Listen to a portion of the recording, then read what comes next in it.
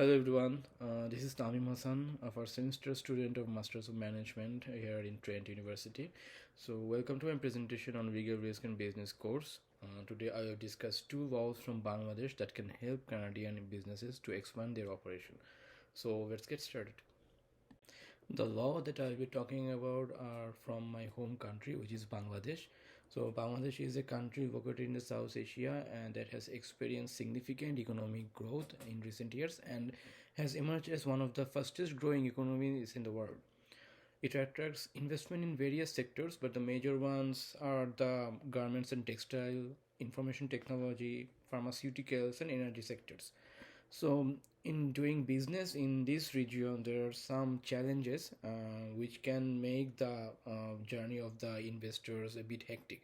So, these are basically the bureaucratic and administrative process in the government sides, the weak infrastructure of the country, and taxation and regulatory environment, which basically is a bit more stringent towards the overall business economy. As I was saying in my previous slide, that doing business in Bangladesh is a bit hectic for the foreign investors, given that there are some challenges in terms of government regulations, weak infrastructure, and so on. Then the question arises: then why would a Canadian firm or company be interested to do business in Bangladesh? What benefits will they be getting from here? Well, to facilitate the foreign investors or to attract the foreign investors in Bangladesh, the government has set out many different policies and procedures and laws that basically helps the foreign investors. The government have introduced various incentives, tax cuts, tax exemptions, and keeping in mind of the foreign investors, they have also set up separate zones or areas where only special kind of production or factories are being set up. Two such policies or laws that I will be emphasizing in this presentation are the Special Economic Zones Act of 2010 and the Outsourcing Policy of 2018. So, what is the Special Economic Zones Act of 2010? This is basically a policy which provides a guideline, a framework for establishing different economic zones in the country where the businesses and the production can be executed with relaxed or flexible type of rules and regulations and benefits. And the outsourcing policy of 2018 basically emphasizes on the IT and IT enabled services, providing them a guideline and incentive mechanism to facilitate their services and their flourishness in the economy. In the following slides, I will be basically delving more deeper into these laws and explain a bit more on the benefit sides of these laws. Let's talk about the Special Economic Zones Act of 2010. The government of Bangladesh established special economic zones in various parts of the country. So these areas are basically self-contained areas where business and regulations differ from the rest of the country. Let's say, for example, the tax and VAT treatment for the business operating in the special economic zones are very flexible. They are given tax cuts, incentives, and lines of credits that are not available in other parts of the areas of the country. So this act basically provides a guideline and framework for their operation and the overall management of the entire economic zone. The government is basically promoting the establishment of publicly funded and privately funded economic zones and has set up an institution called Bangladesh Economic Zone Authority to govern the entire proposition. Currently, 11 zones are operational, and the government is planning to make this number to 97 by 2030.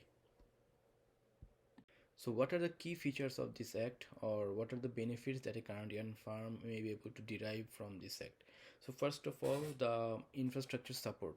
The economic zones are equipped with facilities and infrastructure much more superior to the other parts of the country, meaning companies which will be operating over here will be able to work in a more efficient way, utilizing the infrastructure and the facilities that is provided in this area. The simplified process are established over here to help the companies to open their business or to basically operate their business. There is less paperwork and less requirements which has been established here to make the journey a bit more smoother. Tax and customs duty, in terms of these features, government is offering tax exemptions and customs duty exemptions for the companies operating in this area. There are tax exemptions for various kinds of imports, like the import of raw materials and capital machinery, which is a very positive thing for the companies operating here, as they will be able to achieve these exemptions when they try to import materials from outside.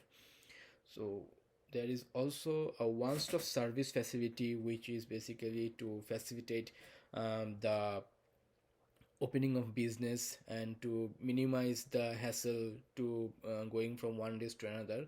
The companies which will be opening a business over here will be able to get all the service from one single point of contact, which will be beneficial for them.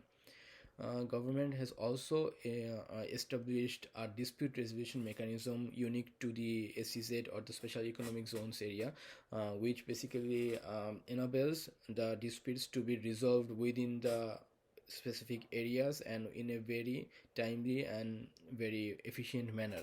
This is also a very positive side, or a benefit that the Canadian firms will be getting from this act, or if they want to open business in these SEZ areas. Now let's talk about the outsourcing policy of 2018. The purpose of this act is to aid the IT and IT-enabled services sector by offering them a guideline and incentive mechanism to attract foreign investors to set up operations in Bangladesh for outsourcing purpose. Bangladesh has developed a robust ICT sector with active engagement from the government. The motto of the government when they took power in 2008 was to build a digital Bangladesh. That vision has led to this boom in ICT sector, and now 1 million of individuals are employed in this sector who have become a very efficient workforce and are able to meet diverse IT requirements from across the world. The sector's numerous incentives and facilities have provided opportunities for local and global businesses to flourish. The government has also authorized 28 high-tech parks around the country to be established, and among those 28 farms, already 4 economic zones dedicated to IT have already been established.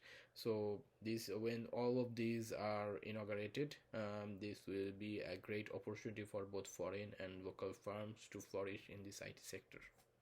So what are the key features of this act, or the benefits for the Canadian firms?